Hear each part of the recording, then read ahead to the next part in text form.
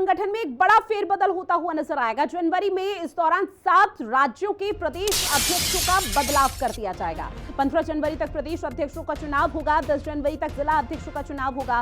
फरवरी तक बीजेपी को नया राष्ट्रीय अध्यक्ष भी मिल जाएगा। जहां दिल्ली में हुई बैठक में मंथन हुआ, एक तरफ सत्ता को मजबूत करने की कवायद लंबे समय से चल रही है, तो वहीं संगठन को कैसे मजबूत किया जा सकता है उसको लेकर भी जो प्रक्रिया है वो फिलहाल शुरू हो गई और इसीलिए कहा जा रहा है कि बीजेपी संगठन में एक बड़ा फेरबदल होगा।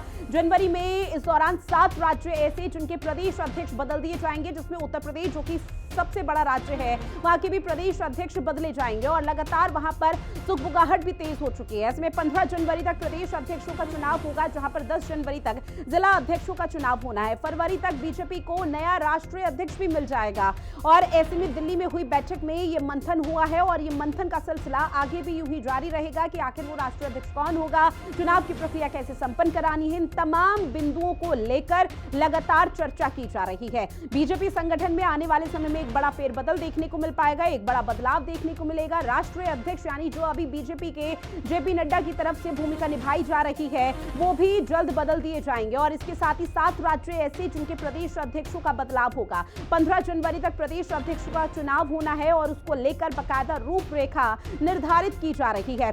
साथ ही 10 जनवरी तक जिला अध्यक्षों का भी चुनाव होगा और उसको लेकर तैयारियां शुरू हो चुकी हैं। फरवरी तक बीजेपी को नया राष्ट्रीय अध्यक्ष भी मिल जाएगा और इसी को लेकर दिल्ली में बैठक में मंथन हुआ और आगे भी ये मंथन का दौर लगातार जारी है।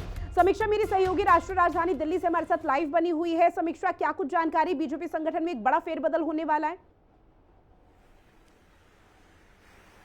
देखिए, कल बीजेपी मुख्यालय में एक बहुत बड़ी और अहम बैठक हुई जिसमें सभी राज्यों के अध्यक्ष मौजूद थे, इसके साथ ही चुनाव अधिकारी मौजूद थे और तमाम जिसमें संगठन को लेकर के ये जो बड़ा बदलाव होने जा रहा है उसको लेकर के ये पूरी बैठक की गई, क्योंकि 9 जून को सरकार बन गई थी जिसके साथ नए राष्ट्रीय अध्यक्ष का भी चुनाव करवाया जाना चाहिए था।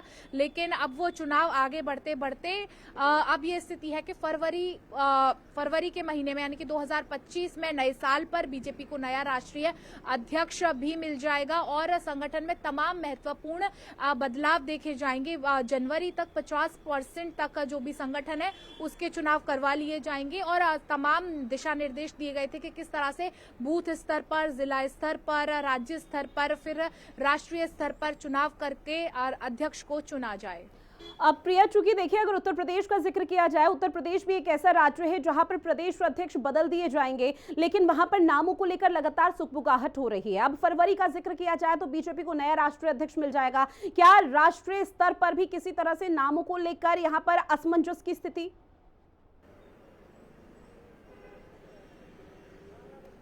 समीक्षा, आवाज पहुंच रही है?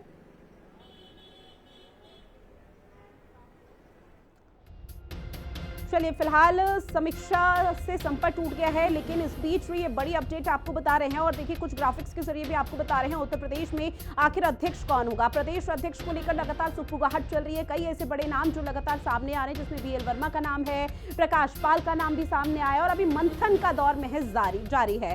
विनोद सोनकर का नाम भी लगातार सामने आ रहा है और इसमें यह भी कहा जा रहा है कि प्रदेश अध्यक्ष की रेस में हरीश द्विवेदी भी हैं।